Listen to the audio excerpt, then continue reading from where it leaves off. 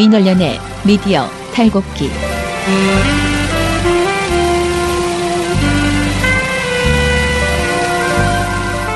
민원련의 미디어 탈곡기 221화를 시작하겠습니다. 네, 안녕하세요. 저는 민원련에서 사무처장을 하고 있는 김원경입니다. 그리고 미디어 탈곡기의 이장입니다. 네, 저는 부녀회장 배나은 활동가입니다. 네, 청년회장 이봉 활동가입니다. 우리 아빠는 슈퍼맨이에요. 종편 막말 패널들도 퇴출시켰고요. 보도지침 책도 만들었고요. KBS, MBC 적폐의 사진도 퇴출시켰고요. 언론교육도 하고요. 매일매일 방송과 신문을 감시해요.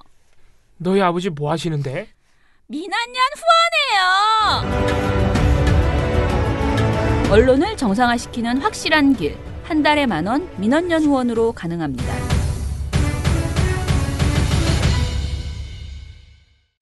어제 저녁에 이렇게 12시가 딱 되는 순간에 우리 가족이 다 같이 모여 있었거든요.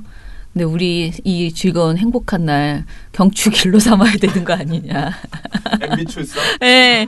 그리고 우리 오늘 가족끼리 모여서 술 한잔 해야 되는 거 아니냐. 와인 한 병 따자. 이런 이야기를 막 했습니다. 그러면서 우리 이제 애들이 그 자기가 오늘 경축하며 그 김어준 아저씨를 그분의 업적을 기려야 된다고 그렇게 이야기를 하더라고요. 그러면서 정말 이런 날이 오네. 뭐 혐의 한 24시간 조사받고 나왔으면 좋겠다.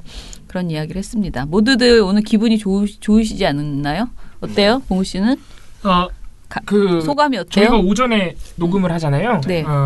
저희가 녹음실 들어오기 직전에 이명박 전 대통령이 출석을 했습니다. 검찰에 나왔어요. 포토라인의 선거를 저는 영상으로 보고 들어왔는데 이분은 일단 뭐 소환이고 이분의 혐의고 뭐고를 떠나서 말버릇이 있어요. 공식 석상에 있으면 무조건 일단은 하고 보는 말이 있습니다. 네. 무조건 일단 참담한 심정이다. 두 번째, 국가 안보가 이렇게 위기에 처한 상황에서 어디가 지금 개 좋은데? 진짜예요. 오늘 출석하면서 그렇게 말했어요. 딱 첫 번째 문장과 두 번째 나라 문장이 갔다 오셨지? 예. 저는 오늘 참담한 심정으로 이 자리에 섰습니다. 무엇보다도 민생 경제가 어렵고 한반도를 둘러싼 안보 환경이 매우 엄중할 때 저와 관련된 일로 국민 여러분께 심려를 끼쳐드려서 대단히 죄송합니다. 이런 화해 문제가 없었는데. 바보 아니야? 아무튼 간에 이해가 안 가네. 이게 놀라운 것이 저번에 그 서재 성명 발표할 때도 똑같았어요. 네. 그래서 이분은 안보와 참담함은 일종의 말버릇. 저는 보면서 혓바닥 내미는 건 안 하셨어요? 이번에 안 하셨어요. 그 3종 세트인데 그죠? 네, 아무튼 간에 그러면서 그리고 또 하고 싶은 말은 많지만 참겠다. 이렇게 말씀하시고 들어가서 많이 하셔야 되는데 참으셔야죠. 들어갔습니다. 네, 아무튼 드디어 이명박 전 대통령이 소환이 됐습니다. 이런 날이 오네요, 진짜. 네.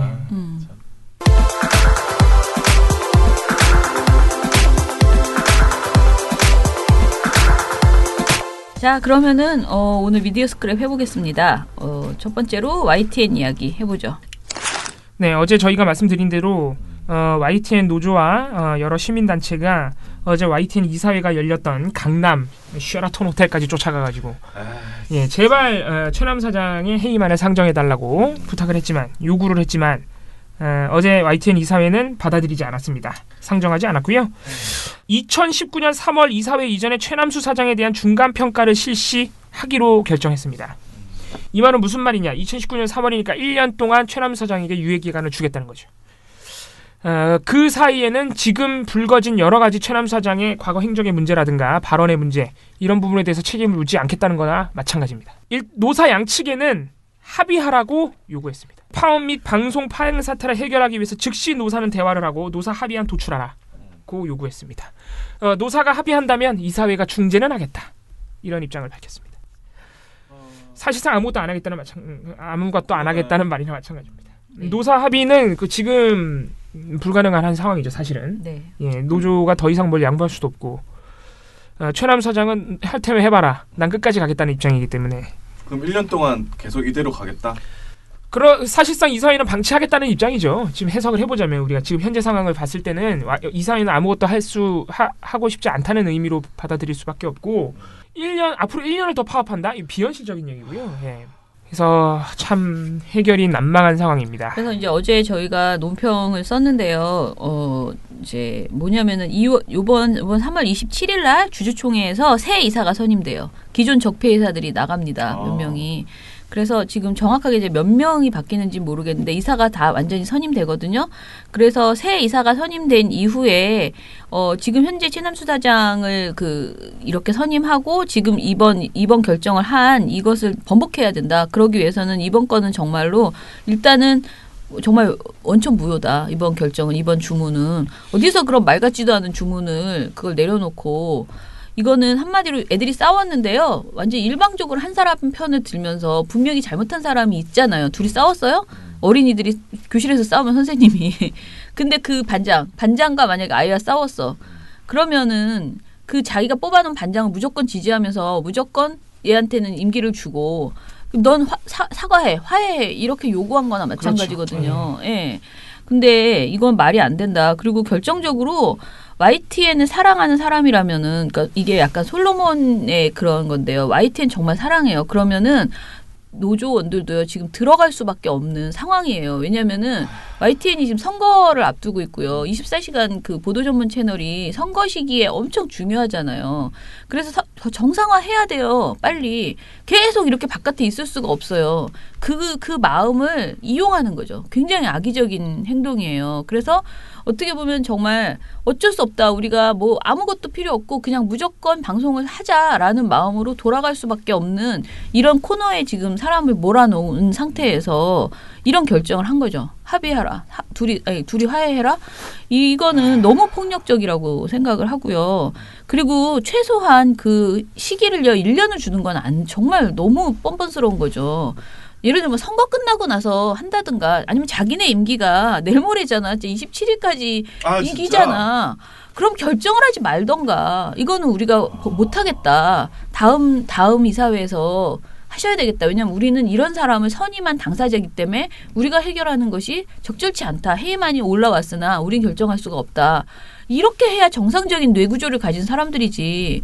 이거를 그런 엉터리 주문을 해놓고 너무 짜증이 나더라고요. 어제 결과를 듣는데. 그러니까 우리는 사실 예측 가능했죠. 이사회를 옮길 때부터 뻔하다. 얘네들이 어떻게 할지 알겠다라고는 했지만 그래도 이건 너무 못상식하지 않나라는 생각이 좀 들었어요. 최남 사장이 면죄부를 준 겁니다. 네.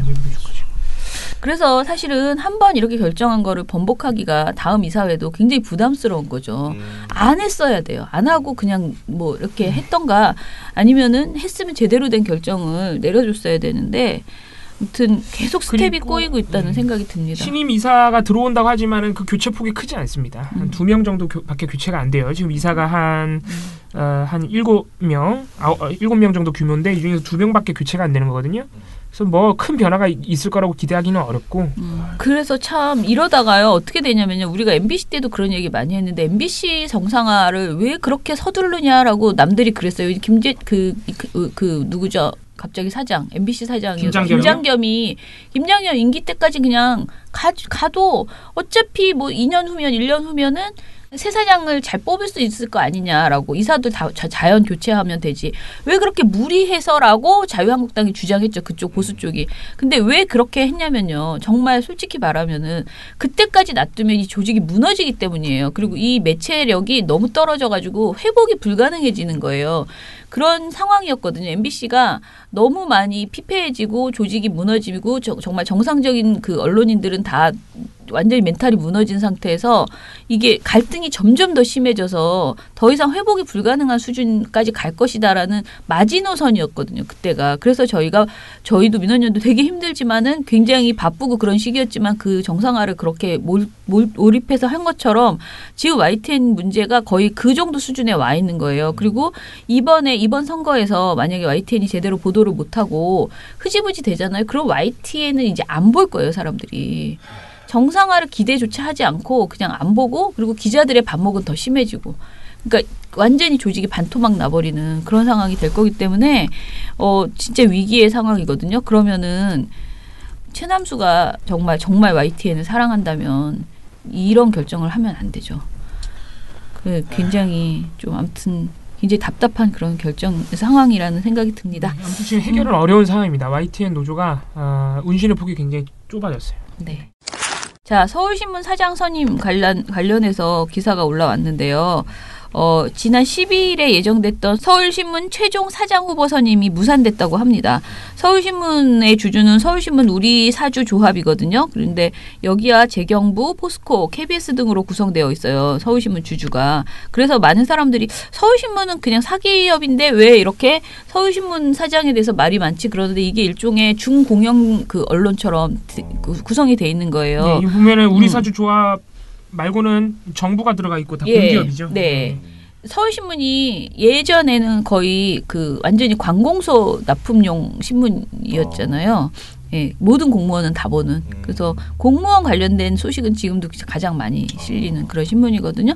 자, 그런데 서울신문이 아무튼 이렇게 중공영 기관이라고 말할 수 있을 정도의 사주 구성을 하고 있기 때문에 이제 이번 사장추천위원회가 5차 회의를 갖고 최종 후보를 선정하고 주주총회 소집을 요청할 계획이었는데 경론을 펼치고 이견을 좁히지 못한 채 끝이 났다고 합니다. 사추위는 지난 2일 사장 후보에 대한 서류 심사를 진행해서 고광원 전 한겨레 사장, 김재성 전 서울신문 논설위원, 안용수 전 서울신문 부사장 3명을 후보로 선임발을 했고요. 언론노조 서울신문 지부에서 당시에 논평을 내서 이번 사장 선임 과정에서 청와대 낙하산 의혹이 제기됐다라고 지적을 한 바 있습니다. 서울신문 후보가 지적한 것은 특히 고광원 전 한겨레 사장인데요. 고 후보에 대해서 YTN 사장이 지원했다 낙방한 뒤에 이렇다 할 정책과 비전도 없는 허접한 서류를 제출했는데 기획재정부, 포스코, KBS 등 다른 사추위원들은 입을 모아 고 후보를 추천했다고 한다. 이는 윗선의 입김 때문이라며 낙하산 사장이라며 낙하산 인사 의혹을 강하게 제기했습니다. 이건 서울신문 노조의 입장입니다. 아무튼 제가 이것을 입증했다라고 말하기는 저도 어렵고요. 저희도 아직은 저희가 입장을 아직 이렇게 사실관계 파악을 사실 잘 정확하게 못했습니다. 그래서 보도 내용만 그냥 전해드리면 서울신문 지부는 김재성 후보에 대해서도 지적을 했어요. 서울신문을 퇴직한 뒤 정권의 끈을 붙잡기 위해서 선거 캠프에 몸을 담았다가 국무총리실, 공기업 등의 자리를 꿰찼고 선거판까지 기웃거렸던 인물이다라고 했고요. 마지막으로 안용성 후보에 대해서는 서울신문 부사장 시절 경영 여건 개선보다는 출신지를 중심으로 사내 자기 파벌을 만들고 편집국 인사를 개입하려 하는 등 전형적인 구악의 모습을 보이는 인물이지만 문재인 대선 캠프 특보단 출신 인사의 등을 타고 서류를 들이밀었다. 그러니까 서울신문 지부에서 말하는 건 세 분 다 사실 부적격자라는 그런 주장입니다. 서울신문 지부에서 이번 논평에서는 문재인 정부는 언론사 사장 선임에 관여하지 않겠다는 입장을 공식화했지만 노조 취재 결과 청와대 행정관이 마치 정부 뜻인 것처럼 사장 선임에 입김을 불어넣고 있는 것으로 확인됐다면서 이번 사장 선임 절차 중단을 촉구를 했습니다. 청와대 내부는 서울신문 지부가 낙하산 인사라고 공격적으로 규정한 것에 대해서 난감해하고 있는 것으로 전해졌고요. 그 지목한 행정관도 낙하산 인사를 부인했습니다. 예. 우리 신문 사주조합에서는요, 성명을 통해서 최종 후보자 선정이 무산된 데 대해서 힘의 절대 우위를 바탕으로 한 청와대의 무리한 낙하산 인사 고집으로 인해 빚어진 파행이다. 라고 말을 했어요. 우리 사주조합은 청와대는 사장 후보자 모집 공고 사흘 전에 자신들의 입맛에 맞는 후보를 졸속으로 내세웠다면서 YTN 사장 후보에 응모했다 떨어진 사람이라고 특정을 했어요. 아까 제가 누가 떨어졌다고 얘기했죠? 고광원 사장입니다. 고광원 전 한겨레 사장. 예, 아무튼 이런 일들이 지금 있고요. 이 고광원 전 사장이 또 청와대 측 인사를 만난 걸 인정을 했어요. 네. 인정을 해가지고. 네. 이제 본인은 나름대로 관계기관의 지지가 필요하다고 생각했다고 해명을 했지만 이렇게 말했어요. 고광원 사장이 미디어오늘과의 통화에서 서울신문 같은 언론에서 중책을 맡는 것과 관련해 나 역시도 관계기관으로부터 담보받고 싶었던 게 사실이다. 청와대 인사 접촉서를 부인하지 않는 멘트죠. 현실적으로 개혁을 위해선 대주주의 지원이 필요하다. 내 입장에서는 구체적인 담보 내지는 그 담보라는 것은 절대 자기가 그 일을 혁신을 할 수 있는 그런 힘을 줄 수 있느냐라는 개념으로 말한 것 같아요. 혁신을 위한 지지가 필요하다고 생각했다. 그런 이야기를 공개 청취회에서 했던 것이다라고 말을 했고요. 고 후보는 자신이 접촉한 청와대 인사를 특정하지는 않았다고 합니다. 나는 서울신문 사장 공모에 나선 이들 가운데 가장 개혁적이다라고 본인이 말했고 새로운 민주화 시대에는 정부 지분을 갖고 있는 언론일지라도 저널리즘 가치를 제고해 시대에 맞는 역할을 다할 수 있다고 본다. 이렇게 얘기를 했습니다. 아무튼 간에 뭔가 껄끄럽지 않은 지금 그 선임 논란이 되고 있는 것은 사실이라고 봅니다. 껄끄러운. 네, 방송심의 소위원회 10차 회의가 열렸습니다. 어제 화요일 날이었는데요. 이날도 이제 몇 가지 심의에 대한 결과가 나왔는데요. 요거 소식들을 좀 전달 드리려고 합니다. 눈에 띄는 건 저희가 아는 이제 심의들을 먼저 좀 보게 되죠. 근데 TV조선 보도본부 한라인 관련해서는 2개나 결과가 나왔습니다. 네, 첫 번째, 다 방송에서 말씀드렸던 게 기억이 날 거예요. 북핵 관련 문제를 이야기했던 그 대담에서 진행자가 미국이 북한에 대해서 핵보유 요구를 인정한다라는 것은 사실상 북미 간의 양자 대화 그리고 북미 간의 평화협정 체결 그리고 주한미군 철수 바로 이 시나리오대로 간다는 겁니다. 과거에 일부 주사파들이 원했던 바로 그 시나리오입니다. 뭐 이런 식으로 하면서 미국이 사실은 주사파다. 주사파가 하자는 대로 이제 하는 꼭두각시에 불과하다 뭐 이런 논리를 사실 펼쳤죠. 다시 봐도 진짜 충격적이다. 진짜. 그래서 그 당시 이제 봉우 씨가 미디어 태국기에서 이거 미국 대통령 명예훼손이다. 걸어야 된다. 뭐 이렇게 하고 심의를 넣을 때도 이런 표현을 썼는데 네, 보도본부 한라인. 네, 받아들여져서 근데 의견 제시밖에 안 나왔어요, 이게. 네, 받아들여졌는데 의견 제시에서 좀 그쳤고요. 이건 트럼프한테 트위터 해야 되겠다. 그래서 이거는 사실 이번에는 또 이거 트럼프가 또 이걸 걸어줘야 된다. 그렇게 생각을 하고요. 의견 지순이 나온 건 좀 다른 거였습니다. 역시 보도본부 한라인인데 이건 10월 31일자 방송이었습니다. 홍진호 그 북한 억류 기간 중에요. 문재인 대통령 프로야구 시구가 있었다. 네. 막 이렇게 하면서 이제 논란을 부추기던 당시였습니다. 근데 진행자가 이런 발언을 합니다. DJ 대통령이 월드컵 때 서해교전이 있을 때 또 월드컵 경기를 봤던 것도 논란이 됐던 적이 있는데 이것도 역사가 평가할 것이다. 막 이렇게 운운하면서 발언을 했던 것이었는데요. 이 내용은 이제 객관성 위반으로 해서 의견 진술 의결이 됐습니다. 네, 일단 객관성 하나 걸렸네. 네, 객관성 걸렸는데 지금 사실 두 개 다 의견 진술 가야 되는 사안이거든요. 법정 제재가 나와야 되는 건데. 네, 근데 이게 위에 먼저 말씀드린 부분이 의견 제시 나왔다는 게 저는 좀 믿기지가 않네요. 이건 진짜 황당하네요. 이거를 의견 제시면 그냥 아무 징계도 아니거든요, 사실상. 그러니까 이게 위에 것도 사실 둘 다 이제 객관성 위반으로 가는 거거든요. 근데 이 위에 거는 그러면은 뭐 어떤 면에서 좀 참작이 된 건지 이해가 잘 안 되는 거죠. 이것도 사실 그냥 허위 사실 아무렇게나 말한 건데. 그러면은 미국 정부가 주사파의 의견대로 북미 간의 평화협정을 체결하고 주한미군 철수하려고 한다는 건데 이걸 미국이 들으면 뭐라고 할지 모르겠네요. 네, 이거를 그냥 뭐 어떤 의견 하나의 뭐 오피니언 정도로 받아들인다는 건가? 이건 말이 안 되는 건데 대체 왜 이런 심의를 했는지 전 진짜 이해가 안 되고요. 저는 좀 뭐 이해를 못하는 거 아닌가 그런 생각이. 네, 이 말 자체를 이해를 못했나? 왜 이렇게 했는지 좀 진짜 정말 너무 황당하고요.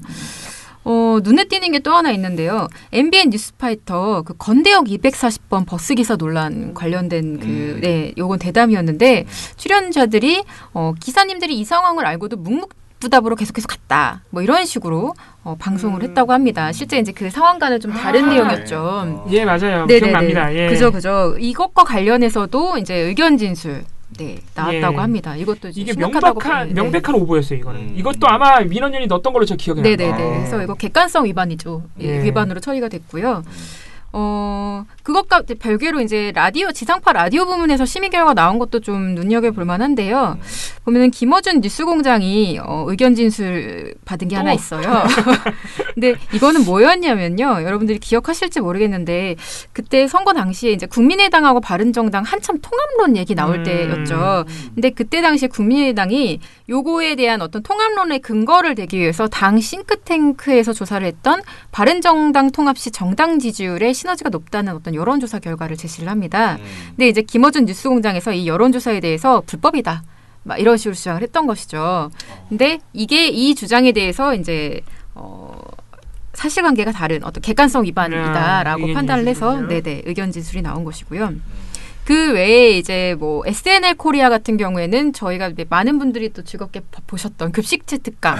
네, 거기에서 은어를 얘기하는 과정에서 일부 비속어, 네, 그런 것들이 이제 그대로 노출이 되었는데요. 욕이 나왔어요. 네, 욕이 나왔는데 사실 저희는 보면서 인식을 못했었는데 너무 재밌게 봤는데 돌이켜 생각해 보면 이게 맞아요. 참 그래 삐처리를 하든가 어떤 기술적인 그런 처리가 있었어야 됐는데 너무 무방비하게 내보냈다라는 맞아요. 생각이 좀 네. 들더라고요. 비속어가 그대로 나갔습니다. 네, 그대로 나갔습니다. 그래도 뭐 법정 제재는 아니었네요. 네, 예. 그래서 어쨌든 뭐 이런 부분은 전원합의로 권고 의결이 된 것이고요. 그 외에 지난번에 방송에서 언급이 됐었던 뜨거운 사이다 같은 경우는 이제 노브라 여성의 가슴에 대한 얘기를 하면서 그러면은 남성 성기가 더 위험한 거 아니냐 뭐 이렇게 하면서 약간 격한 발언을 냈는데 그거를 이제 자막 처리와 함께 이제 부각하는 방송을 내보내서 굉장히 선정적인. 네네 이게 의견 제시로 의견이 또 됐다고 선정지도를 합니다. 받았군요. 네네. 근데 예, 지금 아직도 보도본부 한라인에 대한 어떤 충격이 가시질 않네요. 이게 의견 제시다? 그러면서 김어준 뉴스공장에서 그 국민의당 여론조사 비판한 거는 법정 제재를 간 의견 진실로 이게 간다. 어떻게 납득을 해야 되는 건지. 안 맞다. 하나. 네. 김어준 뉴스공장의 경우 이거야말로 국민의당 여론조사가 불법이다를 하나의 논평으로 볼 수 있는 여지도 있죠. 그러니까 이것은 예. 어떤 해석의 문제로 갈 수 그렇죠. 있는 것인데 예. 이거 주사파의 어떤 음모론, 시나리오 막 이런 주장은 이걸 하나의 온당한 주장으로 볼 수 있을 것인가? 그리고 이쯤 이건 정치권에 막 주사파가 들어가 있다. 네, 네, 청와대. 현재 일부 정치권에도 그분들이 지금 진출해 있는데 그분들이 과연 이 시나리오를 그대로 과거처럼 이걸 선호하고 있는 것은 아닌지라는 얘기까지 나올 정도의 상황인데 여하튼 아주 심각한 상황인데 예, 명백한 허위사실 유포인데요, 사실. 뭐야? 네, 이거를 당황하네. 참 이거는 좀 당황스럽네요. 당심이 항의를 해야겠는데. 네네. 일단 알겠습니다. 저 문재인 정부가 지금 그 노동정책과 관련해서 여러 가지 최저임금 인상부터 여러 가지 조치를 빠르게 취하고 있는데 주당 법정 근로시간을 현행 68시간에서 52시간으로 단축하는 근로기준법 개정안도 통과가 됐죠. 네, 아직 이제 시행되는 건 아니지만 곧 시행이 됩니다. 네네네. 아, 조선일보 7월부터, 노조가 예. 기대감을 드러냈잖아요. 그렇죠, 예. 네네. 기대감을 드러내면서 싸웠죠. 네. 회사랑. 투쟁을.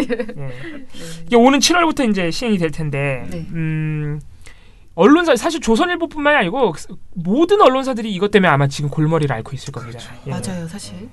왜냐하면 언론 기자 또는 PD 언론인의 특성상 주 52시간 근로 지키기 어렵다는 거죠, 현실적으로. 한국 기자협회에서 나온 특집 기사를 보면서 말씀을 드리는 건데 기자의 업무라는 게 통상적으로 특히 여기 보면 이제 국회 출입 기자를 중심으로 하루의 일과가 어떻게 되는지 쓰여 있는데요. 통상적으로 아침 8시에 출근을 해서 뭐 이제 일을 하다 보면 6시, 7시, 저녁 6시, 7시면 퇴근을 하는데 이때 퇴근을 해도 일단 기본적으로 기자들은 SNS, 카카오톡방에 24시간 굴러가고 거기서 여러 가지 업무 지시와 사건이 또 터지면 보고도 해야 되고 그런 것도 있고 또 밤에 취재원들과 거의 뭐 매일 약속이 잡혀 있고 주말 근무도 뭐 상시적으로 있고 왜냐하면 국회라는 게 물론 다른 출입처도 마찬가지일 겁니다. 국회라는 게 주말에 막 상임위하고 막 갑자기 뭐 임시로 뭐 회의 열고 각 정당에서 갑자기 무슨 긴급 회의 열고 긴급 의총 열고 이러잖아요. 예. 주말에도 무조건 나가야 되는 거예요. 그래서 주말 근무와 이제 야근이 일상화되어 있는 상황이라 52시간은커녕 주당 평균적으로 한 70시간 일을 하고 있다 지금. 그렇기 때문에 현실적으로 이 52시간을 지키기 어렵다는 거죠. 그래서 언론사에서도 이제 사측에서도 이걸 고민을 많이 하고 있대요. 그래서 지금 현재도 취재원들과 저녁에 있는 약속, 그러니까 기사 다 쓰고 저녁에 취재원들과 막 술을 먹거나 뭐 저녁을 먹거나 이런 약속들은 이미 근로시간에 들어가지가 않는데요. 이미. 근데 기자들은 그걸 근로로 당연히 근로잖아요. 근데 일 때문에 먹는 거잖아요. 일 아니면 만날 네, 만날 이유가 없죠. 그래서 이미 이런 부분에서 기자들이 고충이 있는 상황인데 이제 회사에서는 그런 걸 다 제외하고 근무 시간에서 제외하고 이런 거를 좀 더 엄격하게 해서 52시간을 어떻게 해서든 맞춰야 되잖아요.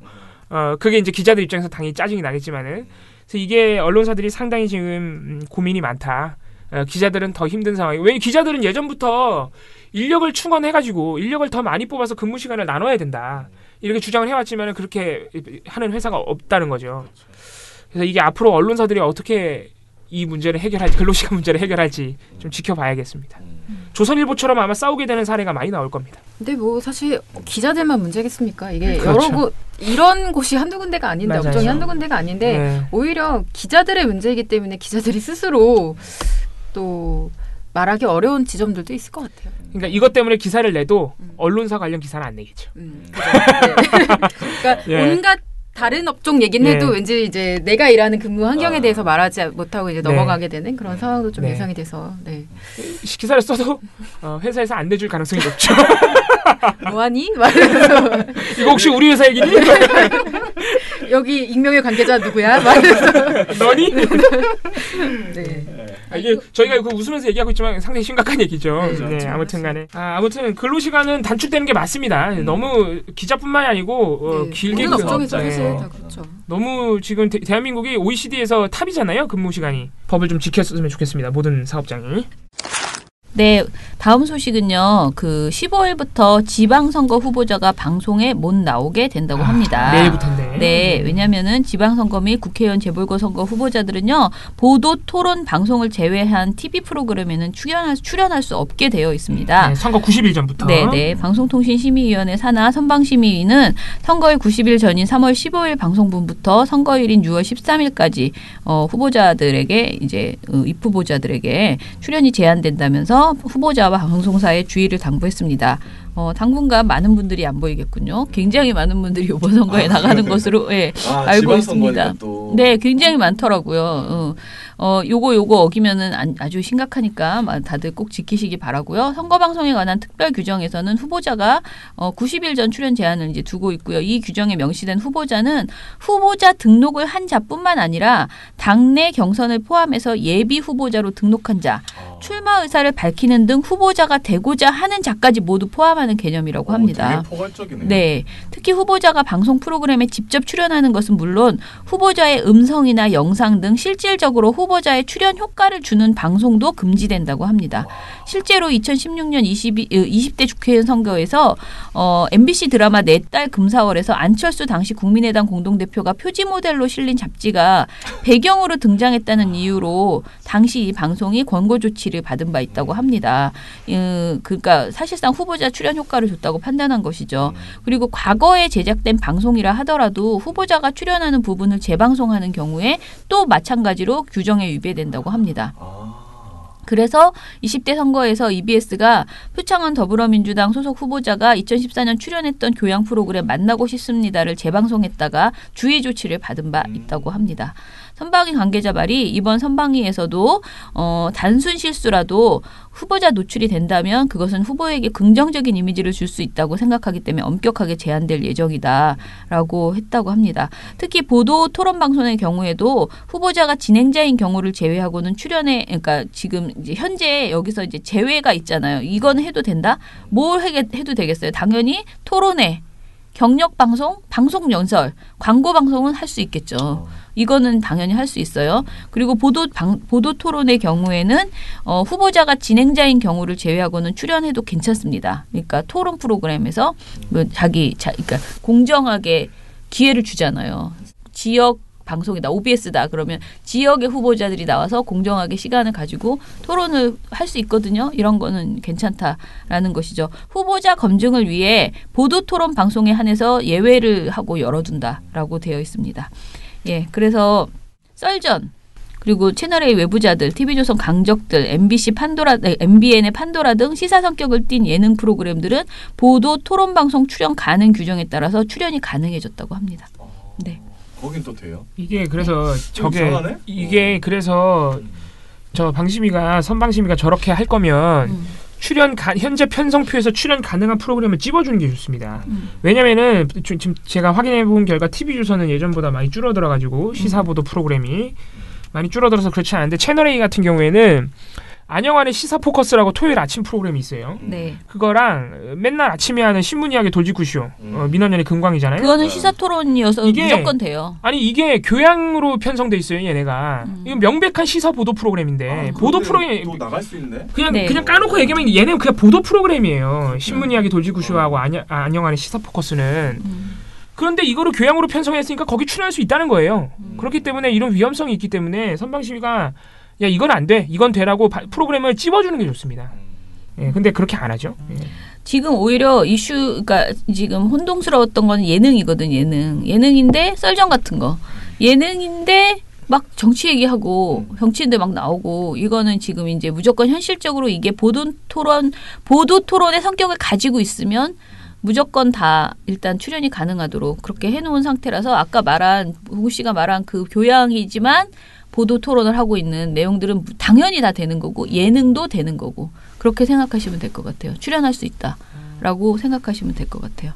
선방위가 말하기를 후보자 출연 제한과 관련해서 선방심의에 관한 특별 규정은 방송 매체가 선거 결과에 미치는 막대한 영향력을 감안해서 최대한 공정한 선거가 이루어지도록 하기 위한 제도적 장치다. 관련 규정을 잘못 해석하거나 알지 못해서 선거의 공정성을 훼손하는 일이 없도록 방송사와 후보자 모두 꼼꼼한 확인이 필요하다라고 했습니다.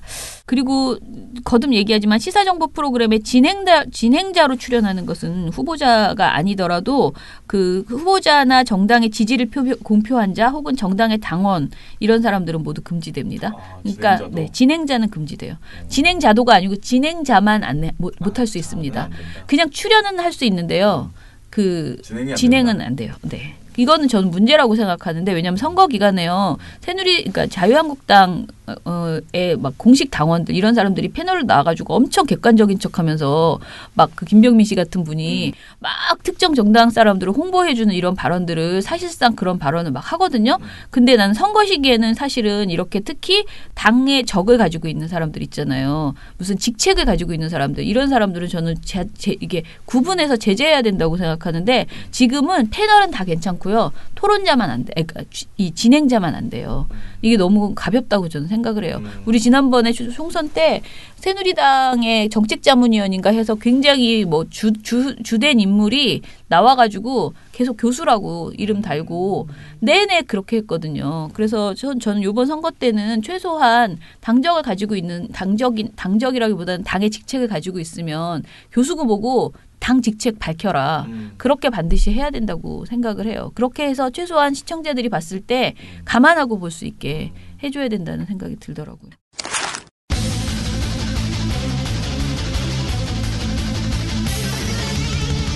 그러면은 오늘 나쁜 보도 스크랩은 방송 보도 하나 하면 되겠죠. 방송 모니터 나온 거 있으니까. 예.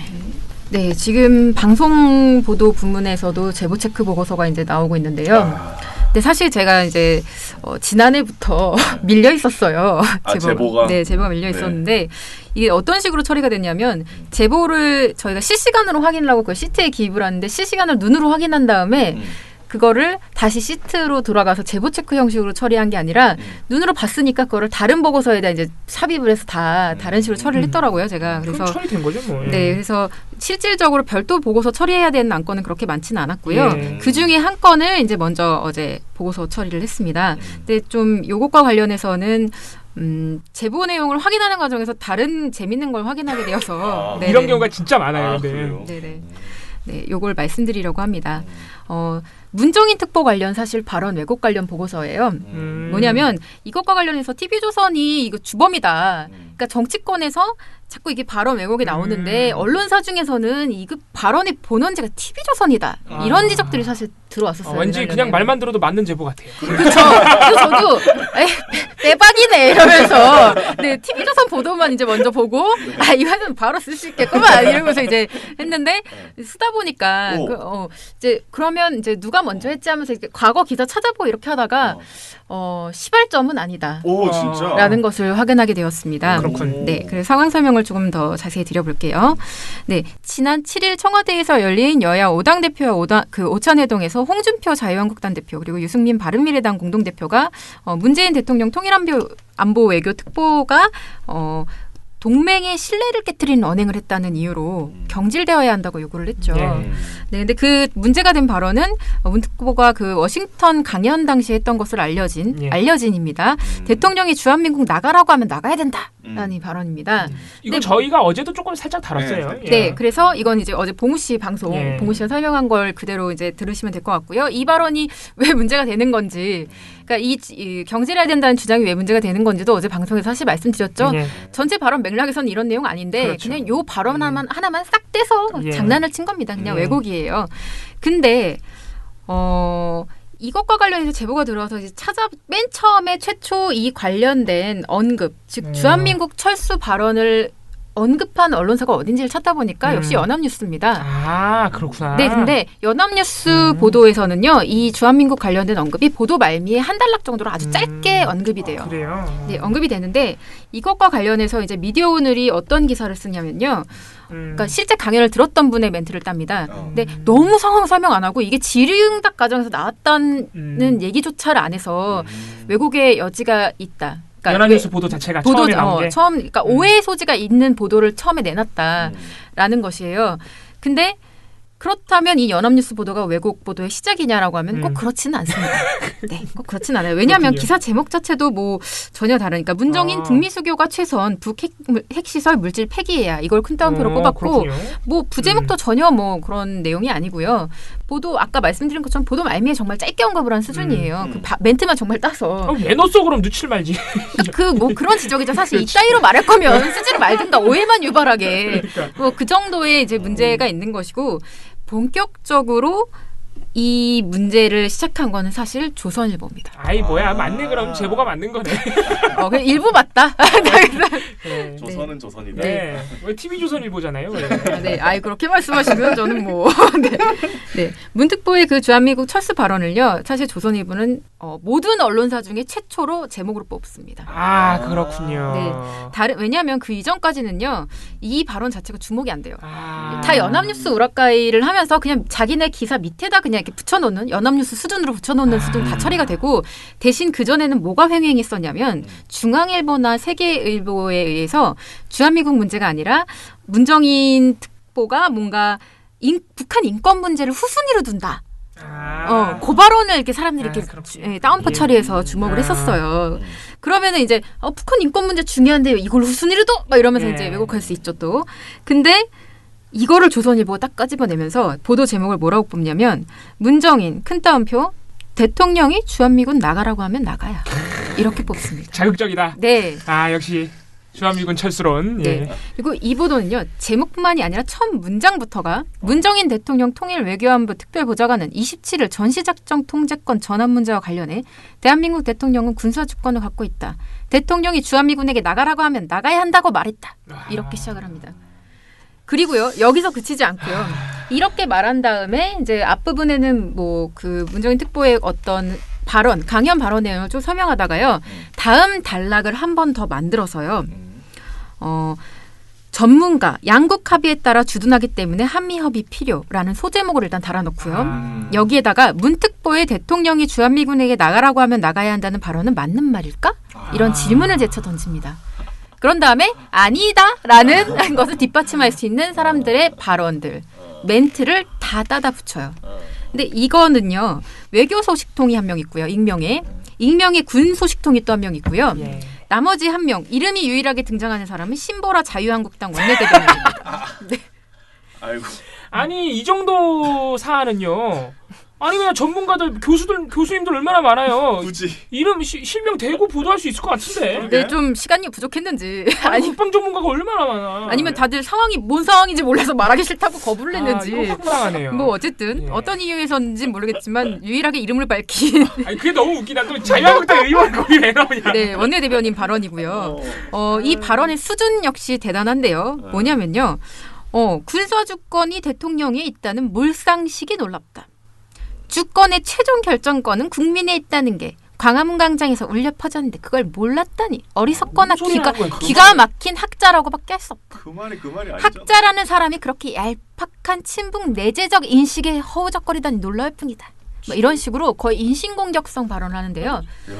이거를 엄청나게 상당한 비중을 할애해서 조선일보가 다 받았습니다. 그러니까 제가 이거 보고서 안에도 표로 만들어서 보여드렸는데요. 외교 소식통과 군 소식통 관계자 발언 두 개를 합친 것보다요. 신보라 그 원내대변인의 이런 인신공격성 발언 비중이 더 높아요. 단독 인터뷰했네. 네, 단독 인터뷰입니다. 자, 여기서 끝나지 않고요. 조선일보의 이 기사는요. 밑에다가 태그를 달아놓잖아요. 인터넷 기사니까 문특보 말이라는 인터넷 해시태그를 달아놓고요. 이 기사는 온라인 보도예요. 그러니까 지면엔 반영이 안 된 건데 픽기사라는 걸로 지정을 해놔요. 근데 여러분들이 픽기사라고 하면 잘 모르는데 네이버에서 픽기사라는 제도를 운영하는데요. 이게 뭐냐면 해당 언론사가 직접 자기 채널의 주요 기사로 선정한 기사예요. 그러면 거기 픽 기사라고 표시가 돼요. 그리고 이제 주요하게 딱 배치가 되는 거죠. 자기 자기 언론사 그 페이지에서. 오늘 올라온 그 기사 중에 이게 제일 짱이다. 우리 언론사 기사 중에 볼 거면 이거 보세요라고 표시를 해주는 거예요. 온라인상의 톱이라고 보면 돼요. 그렇게 보시면 돼요. 온라인상에서 뭔가 이제 배치를 주요하게 했다라고 보시면 되는 거예요. 그러니까 우리 이거 이제부터 이거 할 거니까 보시라 이렇게 예고를 했다 보시면 될 것 같고요. 네. 조선일보가 이 기사를 올린 건 오전 9시 24분입니다. 근데 같은 날 오후 3시가 되니까요. 이 9시 24분부터 오후 3시 사이에 다른 언론사는 또 이런 짓 안 합니다. 네, 오후 3시가 되니까요. 자유한국당 아까 그 신보라 원내대변인의 논평이 포털에 송고됩니다. 네, 제목은 문정인 특보는 주한미군 철수가 문재인 대통령 생각인지 밝혀라. 입니다.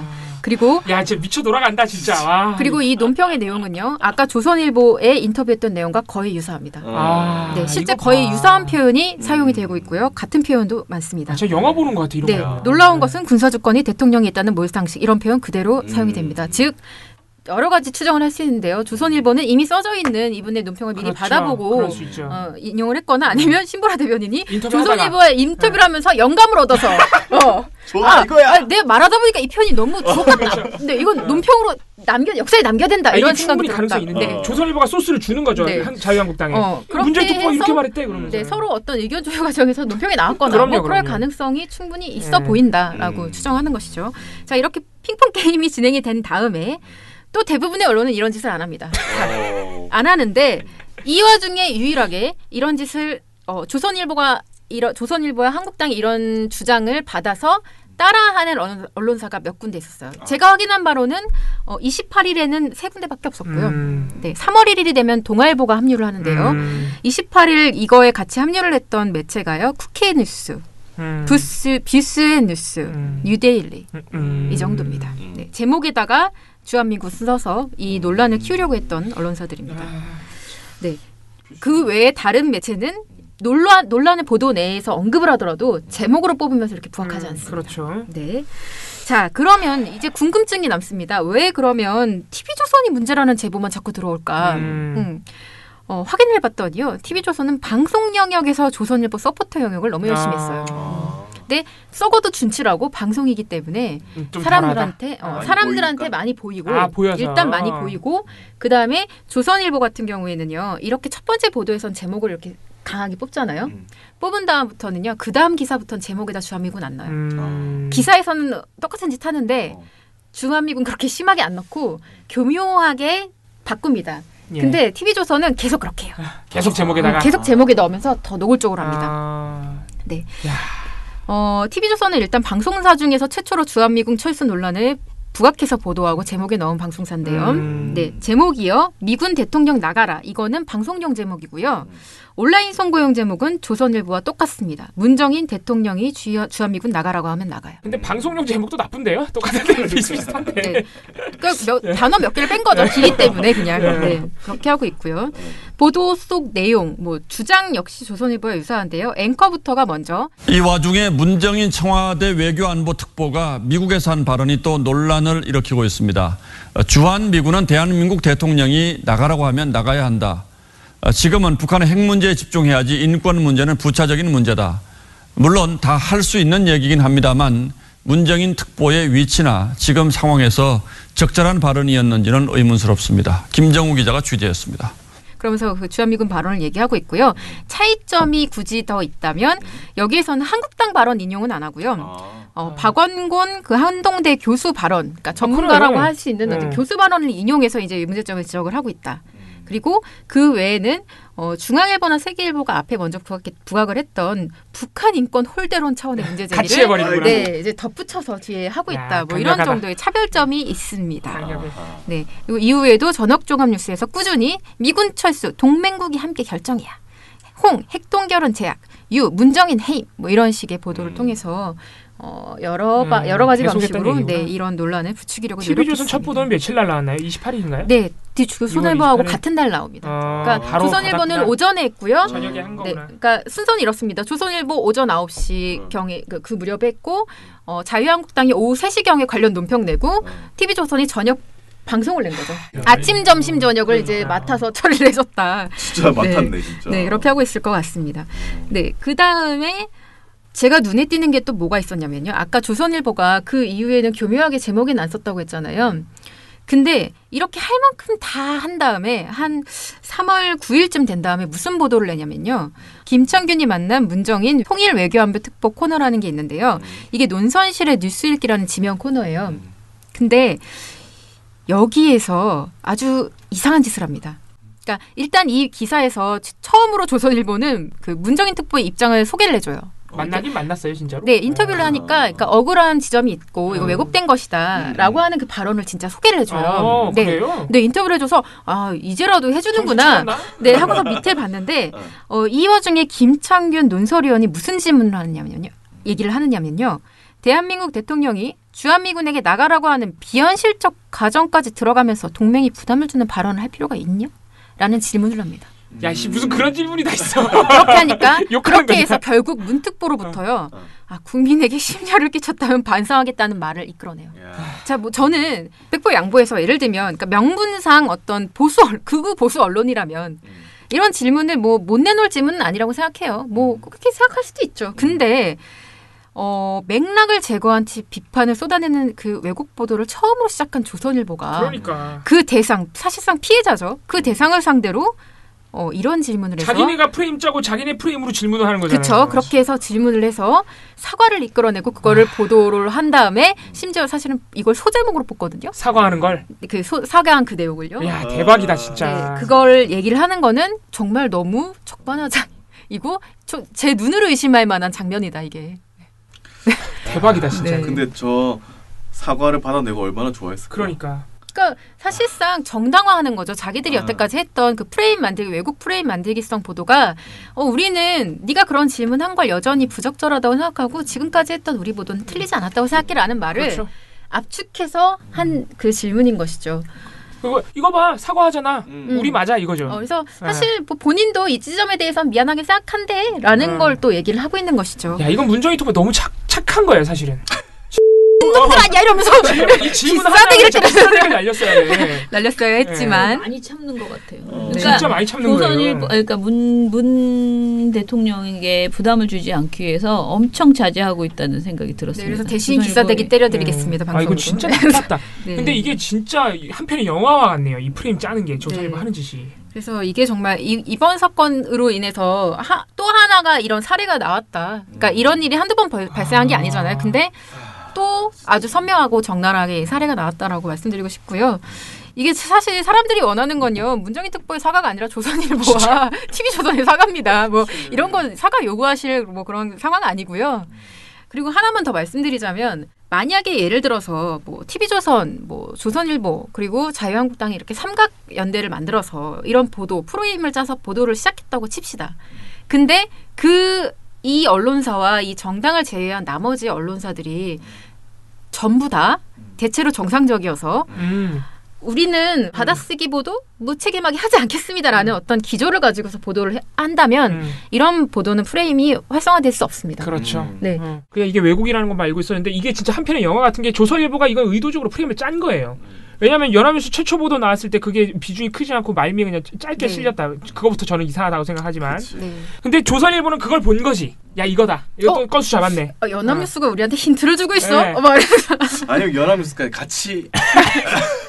또 음모로 같이 아닌가요? 연합뉴스는 진짜 그렇지 않아요. 그러니까 제가 봤을 때 연합뉴스 기자는 생각이 없었다에 좀 더 가까워. 실력이 없는 거예요. 실력이 없는 거예요. 상세하게 쓰지 않아서 오해를 불러일으키긴 했지만 뭐 그렇진 그렇게 않아요. 프레임을 짜려고 하진 않았어요. 왜곡 보도라고 할 수는 없어요. 솔직히 이거. 알겠습니다. 아무튼 여러모로 좀 아쉽고 참 좀 이상하네요. 정말 상황 자체가 문정인 특보를 엄청 진짜 싫어하는 거야. 그러니까 해임시키고 싶은 거지. 왜 이런 거 있잖아요. YTN 같은 경우는 이런 식으로 합니다. 뭐 이 사건에 대해서 논란이 막 되니까 정치인들이 이것과 관련해서 발언하잖아요. 뭐 나경원 씨도 이것과 관련해서 막 멘트하고 이러는데 그 나경원 씨를 불러서 막 그 얘기를 들어보고 막 그 멘트를 그냥 무방비하게 2차, 3차 그 유포를 하는 거예요, 언론이. 아니, 문정인 특보를 상식적으로 문정인 특보한테 먼저 물어봐야 되는 거 아니야? 이런 발언하셨어요. 그리고 문정인 특보를 못 믿겠으면 강연에 실제 참여했던 다른 사람들을 통해서 크로스 체크를 해야 되는 거죠. 네. 진짜 강연을 보든가. 이 다시 한번 우리 언론이 굉장히 실망스럽다. 일 대충 하고 있다 정말. 회복 생중계를 해야 된다. 네. 모든 강연을. 근데 이거는 오늘 좀 재밌다. 이거 약간 민원연 단독 아닙니까? 이 정도 되면? 예. 네. 뒷이야기를 저희가 추적을 해봤더니 이런 결과가 나온 건데 이거 진짜 무슨 우리 예전에 내부자들이란 영화 그거 보는 것 같아요. 진짜 도선일과 이게 프레임을 딱 짜서 실제로 이거를 하나의 프레임으로 만들었고 문정인 특보 사과까지 따내는 거 보면 이 문재인 정부의 대북관을 사실 공격하고 싶은 거거든요. 그렇죠. 네. 그 큰 그림 아래서 사과 받는 거 보고 제가 이렇게 말하면 안 되지만 이건 뭐 부적절하면은 삐처리 해주세요. 정말 네, 그런 생각이 들더라고요. 진짜 소름 끼치네요. 네네. 네. 재밌네. 네네. 여기까지 하겠습니다. 예. 네. 7, 6, 5, 4, 3, 2, 1. You'll never have the sacred stone. Oh, this you crazy mother. 자, 일단은 민원연 대댓글 해봅시다. 저희에게 어제 댓글이 엄청나게 쏟아지고 이제 비판의 목소리가 많이 있었던 것 같아요. 저도 읽다가 다 읽지는 못했고요. 뭐 안 읽은 이유는 너무 바쁘고 다른 일에 치여가지고 밤에 아주 늦게 이제 보게 됐거든요. 근데 그걸 다 읽다 보면은 또 제가 기운이 빠져가지고 또 다른 일을 못할 것 같아서 일단 읽다 말았습니다. 제가 지금 몇 개를 보면서 느낀 것은 이거를 우리가 일일이 다 대답하기는 상당히 어렵겠다라는 생각이에요. 일단 질문을 좀 정리를 해보면 미투를 폭로하면 무조건 그 말을 믿고 피해자니까 의심도 하지 않아야 하는 건가? 그로 인한 폭로당한 쪽이 피해를 보면 어떻게 할 것인가 라고 하셨는데요. 사실 이 말이 굉장히 객관적으로 들리죠. 그런데 사실 그동안에 성폭력 관련된 거의 모든 이야기들은요. 일단 부인하고 보고 대부분 이렇게 했던 것이 관행이었어요. 그래서 피해자 중심주의, 피해자 우선주의라는 말이 이제 나오기 시작한 거죠. 굉장히 오랫동안의 그 역사성을 가지고 있어서 이런 이야기가 나온 것이거든요. 그래서 저희가 왜 너네는 객관적이지 못하냐. 무조건 객관적인 사실이 입증. 그러면 대법원 나올 때까지 모두들 보도하지 말아야 되는 것이에요. 그렇게 따지면은. 그런데 왜 다른 사안에 있어서는 의혹이 있으면 보도를 하라고 하면서 미투 관련된 것만 객관적인 사실이 입증될 때까지 보도하면 안 된다? 그러면 피해자가 피해를 본다? 이거는 또 한편의 불공정함이 될 수도 있는 것 아닌가라는 저도 오히려 질문을 해봅니다. 그렇게 지적하시는 분들에게. 그리고 저는 이제 두 번째는요. 이제 성폭력 보도에서 피해 사실을 주장하는 사람을 처음부터 피해자로 지칭하는 것이 맞나? 피해자가 아님에도 불구하고 억지로 이렇게 어려운 길을 억지로 물론 있을 수 있죠. 그러니까 오늘 표창원 의원이 그런 말을 썼더라고요. 일부의 어떤 그런 일 때문에 전체를 매도해서 가지 않았으면 좋겠다라는 취지의 말을 이제 쓰셨던데요. 어디에든 그 제도를 이용하여서 뭔가 악의를 갖고 하는 사람은 있습니다. 우리 사회의 성폭력을 막자라는 취지에서 미투 보도에 대해서 동의하는 것이고 미투에 대해서 동의하는 것이고 그런 취지에서 무조건 피해자를 의심부터 하고 이분들의 말을 무조건 보도하면 안 된다라는 식으로 가는 것도 정말 당연히 적절하지 않다라고 말씀을 드릴 수밖에 없고요. 사실관계 확인이 안 됐는데 프레시안 서얼이 기자는 정봉주를 공격해도 되고 정봉주는 공격하면 안 되나? 이런 질문도 있으셨는데요. 사실관계 확인이 되고 안 되고를 떠나서 프레시안 서얼이 기자는 정봉주를 공격한 것이 아닙니다. 저는 당연히 정봉주도 서얼이 기자를 공격하는 것은 아니라고 저는 생각을 하고요. 그러나 서얼이 기자는 분명히 의혹이 있어서 미투 관련된 내용을 보도를 한 것뿐이에요. 이것을 자꾸 공격이라고 생각하시는데요. 이거는 굉장히 방어적인 태도입니다. 법정으로 가서 하던 해명하시면 됩니다. 네, 실제로 정봉주 전 의원도 기자들을 고소를 했죠. 네네. 네. 그리고 기자가 친구 문제 해결해주는 기사 써주는 게 객관적으로 문제 없나? 영장 전담 판사가 아는 사람 빼기 위해 구속영장 안 치는 것과 같은 것 아닌가라는 질문을 하셨어요. 저도 어제 이 댓글을 구체적으로 한번 이제 자세히 읽어봤는데 굉장히 고민이 되더라고요. 기자 윤리에 대해서. 그런데 저도 여러 명에게 이 이야기를 좀 해봤어요. 그러니까 기자가 자기 친구의 이야기는 쓰면 안 되나. 그런 거 있잖아요. 우리가 예를 들어서 경찰이나 검찰은 가족이나 지인의 사건에서 배제하는 기는 합니다. 그런 내규. 예를 들면 또 수술도요. 자기 가족 수술은 못하게 하더라고요. 굉장히 손이 떨리고 힘들고 정신적인 충격이 있고 이렇게 해서. 근데 이번 사안의 경우에 이 문제 제기를 하는 것 자체가 어떻게 보면은 서울이 기자를 공격하는 빌미일 뿐 정말 이런 고민을 우리 사회가 과연 했던가라고 생각해 보면 친구가 아니라 하더라도 삼성의 수많은 삼성 관련 기사를 쓰는 사람들은 돈을 받고 여러 가지 편의를 제공하면서 그동안 굉장히 문제적인 행태를 덮어주는 그런 보도를 해왔으나 그 문제에 대해서는 정말 그동안 엄청나게 저는 뭐 문제 제기하지 않았는데 그냥 정말 대학 친구였다? 친구다. 지금도 친구다. 친구의 미투를 고백을 받고 이 이야기를 했는데 이것이 이렇게까지 이 미투 본질 자체를 덮을 정도의 그런 정도의 사안인가. 저는 계속 저도 되게 고민하고 이 문제를 정말 이슈화했으면 좋겠다. 그래서 앞으로 정말 이게 이러면 안 되는 거라면 진짜 그냥 받아들이고 앞으로는 친구 관련된 기사 뭐 제보 사실은 하다 보면 친구는 아니고 지인의 친구 너무 많은 사람한테 제보가 들어와요. 기자들은. 그럼 그 제보를 사실관계 파악해서 정당하게 취재해서 하면 된다고 저는 생각해서 그렇게 답변을 드린 거예요. 중요한 것은 친구냐 아니냐가 아니고 얼마나 객관적으로 잘 취재했느냐인데 1차 보도에서 분명히 허술한 점이 있었다는 것은 저도 인정했고 그 부분에 대해서 지적하셔라. 친구라는 것 때문에 공격하지 말아라. 라고 얘기를 한 건데요. 이거를 그럼 그게 괜찮냐라고 계속 그렇게 문제 제기를 하신다면 한번 우리 사회가 이것에 대해서는 논의를 해볼 필요가 있고 기자윤리 부분에서 이게 정말 문제인지 우리 지금 최근에 기자단 문제로 토론회 하자고 했잖아요. 지금 토론회 준비 중에 있거든요. 기자가 자기 친구 사안을 가지고 보도했으니 비도덕적이라고 보신다면 그 부분에 대해서는 한번 우리도 논의를 해보자. 재미있는 토론거리다라고 생각을 해요. 기자 스스로도 한번 자기 검증을 해봤으면 좋겠고요. 저희도 소비자 입장에서 언론 소비자 입장에서 그것이 정말 문제이라면은 이번 기회에 한번 선을 그어보는 그런 작업은 필요하지 않나라는 생각이 들고요. 그러면 이런 사안은 언론에서 어떻게 보도해야 하나? 일단은 기본적으로 정말 자세하게 취재해서 애초에 피해자의 취지가 정말 맞는지 언론사에서 보도할 때 제대로 이렇게 검증해보는 작업은 분명히 필요하다고. 사실관계 확인이 필요하잖아요. 최대한 팩트체크를 해보고 이 정도면은 보도해도 된다라고 하는 데까지만 보도하는 것은 분명히 필요하다라고 생각을 하고요. 또 어떤 분이 그런 말도 쓰셨다고요. 그러니까 댓글에 그런 능력이 없으면 논평하지 말아라라는 식의 얘기도 하셨어요. 근데 저희도 최대한 정제된 언어로 정말 최대한 그렇게 조심하려고 하는데 우리 스스로 그런 공격 때문에 정말 해야 되는 미투에 대한 어떤 지적이나 이런 것들을 우리가 미투라는 주제 자체를 회피해버리게 되는 것은 또 하나의 사상검증이라고 생각을 하거든요. 강요된. 우리가 사실 천안함이나 이런 사태에 너 천안함 어떻게 생각해? 이런 걸 끊임없이 자유한국당이 물었고요. 그쪽에서 그렇게 물을 때 점점 사람들이 종북으로 몰리지 않기 위해서 천안함에 대해서 자기가 생각하지 않은 이야기를 하거나 그 말에 대해서 대답 자체를 회피했어요. 자기 검열을 하는 네. 근데 저는 미투 관련된 것에 있어서 그런 식으로 자꾸 뒤로 밀리고 싶지가 않아요. 그러니까 문제가 있다고 생각을 하면 어느 정도 비판을 받는다 하더라도 저희가 생각하는 그것이 아주 나쁜 정말 잘못된 판단이 아니라면 조금씩의 그 의견들을 계속 이야기를 하고 지적을 해 나가는 것이 적절한 행동이 아닐까라고 생각을 합니다. 그리고 저희에게 어찌됐든 여러 가지 걱정 그리고 언짢음 그 불편한 감정을 쓰신 것들은 저희가 일단은 다 읽고요. 최대한 이런 비판에서 자유로울 수 있도록 검증하면서 저희 스스로도 그러나 그것이 사상검열이 돼서 내가 이 주제를 회피하고 이것에 대해서 제대로 나는 이거는 다 피할 거야. 그런 식으로 가지는 않겠다라고 말씀을 드려야 될 것 같습니다. 예. 다른 거 있나요? 댓글은 그냥 이 정도에서 정리하시죠.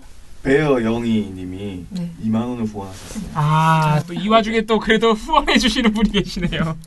감사합니다. 아유 감사합니다. 네. 2만 원이면은 저희가 받았던 후원 중에 가장 크지 않나요? 예. 그런 것 같아요. 네. 감사합니다. 제가 아무튼 또 한 번 무리를 일으킨 건 아닌지 모르겠지만 해야 될 이야기들은 차분하게 정제돼서 하도록 노력하겠습니다. 그러면은 민원연 미디어 탈곡기는 내일 다시 찾아뵙겠습니다. 민원연의 미디어 탈곡기는 내일도 열심히 털어드리겠습니다. 탈탈탈. 안녕.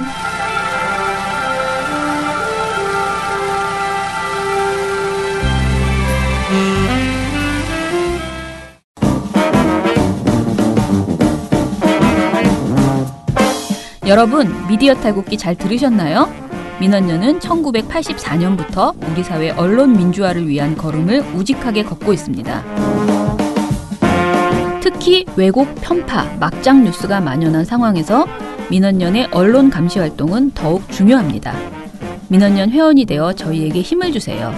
민원연 홈페이지 ccdm.or.kr에 오셔서 회원가입을 신청하시거나 02-392-0181로 전화 주시면 됩니다. 한 달 10,000원의 회비가 언론을 바꿉니다.